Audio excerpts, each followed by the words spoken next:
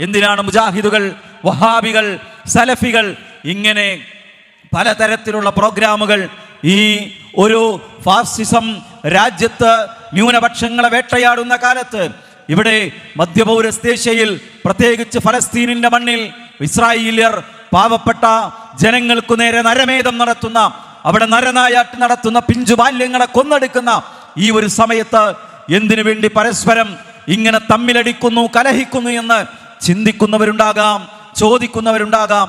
ഇവിടെ നമ്മൾ നടത്തുന്ന മുനാദറകൾ, സംവാദങ്ങൾ, ചർച്ചകൾ, മുഖാമുഖങ്ങൾ, പൊതുപ്രഭാഷണങ്ങൾ അതുകൊണ്ടല്ല ഇവിടെ ഫാഷിസം വളർന്നിട്ടുള്ളത്. ആ ചർച്ച കൊണ്ടല്ല ഇവിടെ ലോകത്തിന്റെ ഏതെങ്കിലും ഭാഗങ്ങളിൽ മുസ്ലിങ്ങൾ ആക്രമിക്കപ്പെടുന്നത്.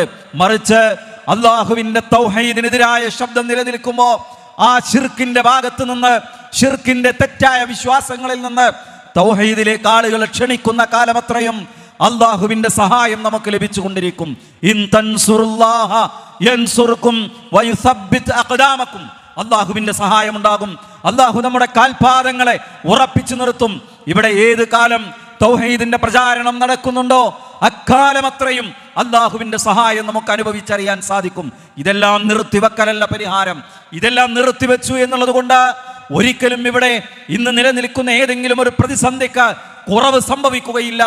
എന്നാൽ അതേസമയം നൈമിഷികമായ 60, 70, 80 വർഷക്കാലം മാത്രമുള്ള ദുനിയവിയായ ജീവിതത്തിനപ്പുറം പരലോകമെന്ന യാഥാർത്ഥ്യമുണ്ട്, മരണമെന്ന യാഥാർത്ഥ്യമുണ്ട്, ഖബറെന്ന യാഥാർത്ഥ്യമുണ്ട്, സ്വർഗമെന്ന യാഥാർത്ഥ്യമുണ്ട്.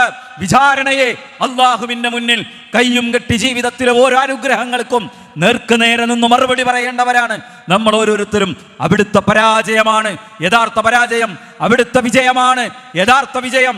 അവിടെ സ്വർഗം നഷ്ടപ്പെടുന്നവനാണ് ഏറ്റവും വലിയ പരാജിതൻ, അവിടെ നരകത്തിലകപ്പെടുന്നവനാണ് ഏറ്റവും വലിയ ദൗർഭാഗ്യവാൻ.